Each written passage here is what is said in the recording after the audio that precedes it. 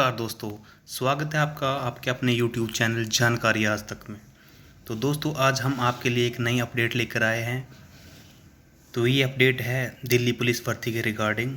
तो दोस्तों दिल्ली पुलिस की 2020 के लिए जो कांस्टेबल रिक्रूटमेंट है वो उसका नोटिफिकेशन आज एसएससी की साइट पर आउट हुआ है। तो आज हम उसको आप सभी को उसके बारे में बताने जा रहे हैं कि उसके लिए क्या क्वालिफ़िकेशन चाहिए और क्या ड्राइविंग लाइसेंस की ज़रूरत है और पोस्टें कितनी हैं दिल्ली पुलिस की और ऑनलाइन फॉर्म कब से स्टार्ट शुरू हो रहे हैं। तो चलिए वीडियो को स्टार्ट करते हैं दोस्तों। सबसे पहले तो मैं आपसे ये आग्रह करना चाहूँगा कि अगर आप चैनल पर नए हो दोस्तों तो जानकारी आज तक चैनल को सब्सक्राइब करें, शेयर करें, लाइक करें, कमेंट करें ताकि आने वाली वीडियो आपको हमेशा मिलती रहे। उसके लिए आपको बेल आइकन भी प्रेस करना है दोस्तों ताकि आपको नोटिफिकेशन हमेशा के लिए मिलती रहे। तो चलो हम वीडियो स्टार्ट करते हैं दोस्तों। सबसे पहले हम इसका नोटिफिकेशन देखेंगे कि नोटिफिकेशन में क्या क्या कुछ चीज़ें इन्होंने इस बार चेंजेस की हैं, कितनी वैकेंसियाँ हैं, एसटी एससी ओबीसी और कट ऑफ डेट क्या है इसकी और ऑनलाइन सबमिशन डेट कब है, सब कुछ बताने वाले हैं हम इस वीडियो में आपको। तो आज वीडियो स्टार्ट करते हैं दोस्तों। पहले नोटिफिकेशन ओपन करते हैं इसका। तो दोस्तों ये नोटिफिकेशन ओपन हो गया है एसएससी की साइट पर जो नोटिफिकेशन आया दोस्तों। तो सबसे पहले notification constable executive male and female in Delhi police examination 2020 दोस्तों। तो dates of submission of online application 1 अगस्त 2020 से 7 सितंबर 2020 तक आप अप्लाई कर सकते हो दोस्तों। तो date of computer based examination दोस्तों, तो इसका जो आपका कंप्यूटर बेस्ड एग्जामिनेशन रखा गया है वो रखा गया है 27/11/2020 से 14/12/2020 के बीच में होगा। अभी एक्सपेक्टेड है, ये कंफर्म नहीं है मतलब होगा या नहीं कब तक। तो दोस्तों इसके आगे हम बात करेंगे जो वैकेंसीज वगैरह हैं वो क्या है क्या नहीं कहाँ तक है। तो पे स्केल की बात करें दोस्तों तो लेवल 3 पे स्केल इसमें 21,700 से बेसिक स्टार्ट होगी, 69,100 रुपये तक जाएगी आपकी। Vacancies the details of vacancy are as follows. तो नंबर ऑफ वैकेंसी हैं दोस्तों इसमें। टोटल वैकेंसी की बात करें हम तो 5,846 है। तो वैकेंसी ब्रेकअप क्या क्या है इसमें। कांस्टेबल एग्जीक्यूटिव मेल अनरिजर्व्ड के लिए 1681, ईडब्ल्यूएस जो कैटेगरी बनाई है दोस्तों इकोनॉमिक वीक सेक्शन वाली उसमें 343 है और ओबीसी में 662, एससी में 590, एसटी की 157, टोटल हो गई 3,433। और constable executive mail ex serviceman other including backlog वो होती है दोस्तों जो पीछे की भर्ती की जो वैकेंसीज बच जाती हैं उनको इसी भर्ती में ऐड कर दिया जाता है। जैसे कि इसमें एससी की 19 और एसटी की 15 बची हुई थी, मेल की हैं ये भी एक्स सर्विसमैन की। उसमें अनरिजर्व्ड की 94, ईडब्ल्यूएस में 19, ओबीएस में 37, एससी में 52 और एसटी में 24 दोस्तों। और टोटल 226 है। और constable executive mail ex serviceman commando para number 3.2 में बताया गया इन्होंने इंक्लूडिंग बैकलॉग एससी 34 और एसटी 19। तो 93 अनरिजर्व्ड और ईडब्ल्यूएस के लिए 19, ओबीसी के लिए 37, एससी के लिए 67, एसटी के लिए 27, टोटल 243। तो यहाँ पर नंबर 4 पर दोस्तों कांस्टेबल एग्जीक्यूटिव फीमेल की अनरिजर्व में 933 है और ईडब्ल्यूएस में 202, ओबीसी के लिए फीमेल की है 387, एससी के लिए 328 और एसटी के लिए 94, टोटल 1944। और टोटल यहाँ पर हम बात करें ओवरऑल वैकेंसीज की अनरिजर्व की तो 2801 हैं। और ईडब्ल्यूएस की बात करें हम तो 583, ओबीसी की बात करें 1133 मेल और फीमेल को मिला के, एससी की बात करें तो 1037, एसटी की बात करें मेल प्लस फीमेल की तो 302, टोटल 5,846 दोस्तों। तो इसमें और पैरा एक ये मोस्ट इंपॉर्टेंट पैरा है दोस्तों। 10% vacancies are reserve for ex serviceman each category of constable male out of the 10% quota meant for ex serviceman half 50% of such quota have been reserve for the following categories of ex service. दोस्तों इस भर्ती में जो 10% कोटा है वो specially ex serviceman के लिए reserved है। जितनी वैकेंसी हैं उसका टोटल 10% दोस्तों। तो उसके बाद हम नीचे देखते हैं कि इसके लिए क्या क्या इन्होंने क्राइटेरिया मांगा है दोस्तों। तो नेशनलिटी है इसकी आपकी जो है candidate must be citizen of India. Age limit वही 18 से 25। जो एज कट ऑफ डेट है वो 1/7/2020 से आपकी काउंटिंग होगी। Candidate should not have been born earlier than 2/7/1995, 2/7/1995 से पहले का जन्म नहीं होना चाहिए दोस्तों। और लेटर देन और 1/7/2002 के बाद का नहीं होना चाहिए। Permissible relaxation in upper age limit for difference category as under.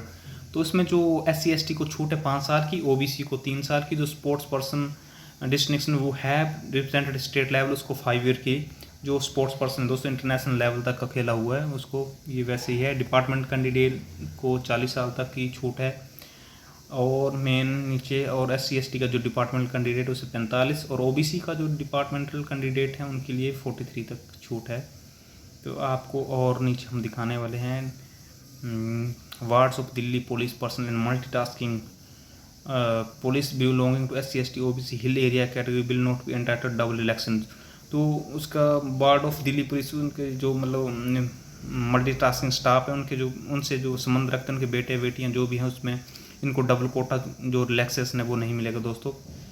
तो इससे जो हम बात करते हैं इसके लिए इन्होंने क्या क्या मांगा है, उसका फिजिकल वगैरह सब उसके बारे में बताएंगे। नीचे आ जाओ दोस्तों। तो यहाँ पे essential qualification as on 7/9/2020 closing date of receipt of application को जब क्लोज हुई उससे पहले पहले क्या क्या 10+2 होने चाहिए दोस्तों। और उसके बाद male candidate must possess valid driving licence. देखो 7.2 वाला जो ये जो मेन पॉइंट है दोस्तों, 7.2 male candidate must possess valid driving licence for LMB motorcycle और car as on the date of PE and MET physical efficiency and measurement test. दोस्तों उसके जब आपका फिजिकल मेजरमेंट टेस्ट होगा उसमें तो आपको तभी एंट्री दी जाएगी जब आपके पास LMB मोटर व्हीकल जो है वो उसका लाइसेंस होगा दोस्तों। तो जल्दी से जल्दी इस लाइसेंस को बना ले, जिनका भी मतलब अगर भर्ती अटेंड करनी है दोस्तों तो आप इसके लिए अपना जो ड्राइविंग लाइसेंस है वो बनवा लें जल्दी से जल्दी। तभी आपको, अगर आपने एग्ज़ाम दे दिए दोस्तों SSC की तरफ से, SSC एग्ज़ाम इसका कंडक्ट कराएगी, उसके बाद जब फिजिकल दिल्ली पुलिस लेगी तो आपके पास अगर LMB मोटर व्हीकल नहीं हो, मोटर व्हीकल का इसका जो LMB लाइसेंस है वो नहीं हुआ तो आपको एंट्री नहीं मिलेगी दोस्तों। जब मैंने भर्ती अटेंड की थी मेरे साथ यही हुआ था, लेकिन मैंने पहले ही बनवा ली तो बहुत सारे जो कैंडिडेट थे वो बाहर कर दी थी क्योंकि उनके पास ड्राइविंग लाइसेंस नहीं था, जबकि उनके नंबर बहुत अच्छे अच्छे थे। Candidate who have not acquired essential education qualification as on the stipulated date will not be eligible and need not apply. जिसके पास जो इनका जो एजुकेशनल क्राइटेरिया दोस्तों अगर वो उससे मीट नहीं करता है वो मतलब तो उसको उन्होंने बताया कि कोई मतलब अप्लाई करने की ज़रूरत नहीं है। तो इसके बाद हम नीचे और देखते हैं दोस्तों और क्या क्या इसमें नई अपडेट। देखो दोस्तों इसमें जो आपको NCC होल्डर है उनके लिए NCC सर्टिफिकेट है जिसका C वाला उसे 5% maximum marks of the examination उसमें बोनस मार्क्स ऐड किए जाएंगे। NCC B वाले को 3%, NCC A वाले को 2% मिलेंगे दोस्तों। The benefit will only be given to production of the original certificate. जो तभी बेनिफिट दिया जाएगा जब आप उनके समक्ष जो ओरिजिनल सर्टिफिकेट दिखाओगे, जब डॉक्यूमेंट्स वेरिफिकेशन होगी आपकी फिजिकल एफिशिएंसी टेस्ट के टाइम, जो PT होगी आपकी उस दिन जिस दिन उस टाइम आपको दिखाना होगा दोस्तों, तभी आपको ये बेनिफिट मिलेगा। हाउ टू अप्लाई, तो दोस्तों SSC की साइट पर जाना आपको ssc.nic पर, वहाँ पर आपको पूरा इसका वो ब्यौरा मिल जाएगा, क्या क्या रजिस्ट्रेशन वो आप देख सकते हैं।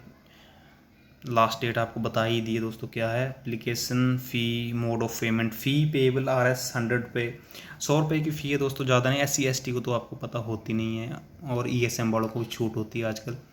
उसके बाद और देखते हैं दोस्तों क्या क्या इसमें नया।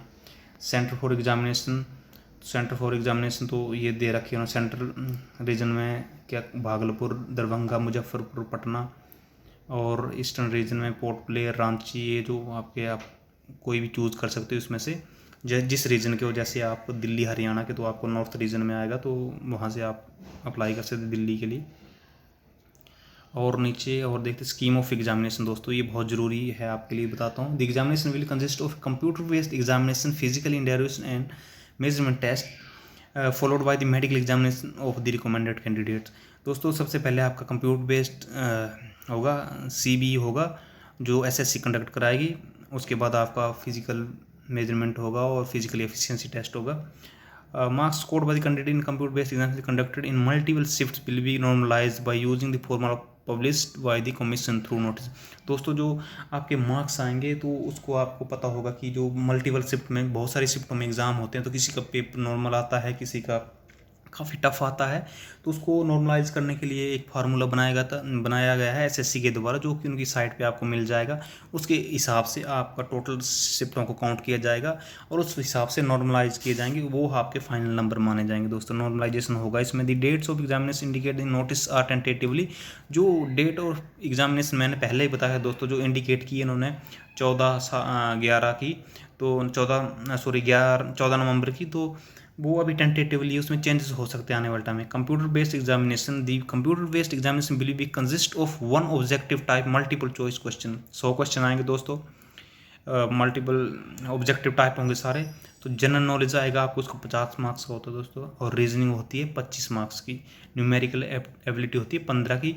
और जो इस बार दोस्तों part D computer fundamental MS Excel, और इस बार दोस्तों इन्होंने चेंजेस किया है 10 नंबर का, ये पहले नहीं होता था, इस बार चेंजेस मिला है। और 90 मिनट का आपको टाइम लिमिट दी जाएगी, उसमें आपको 100 क्वेश्चन करने हैं। तो काफ़ी इजी रहेगा मेरे ख्याल से, मेरिट बहुत हाई है। तो यहाँ पे नेगेटिव मार्किंग की बात करें हम, तो there will be negative marking of 0.25 marks of each wrong answer.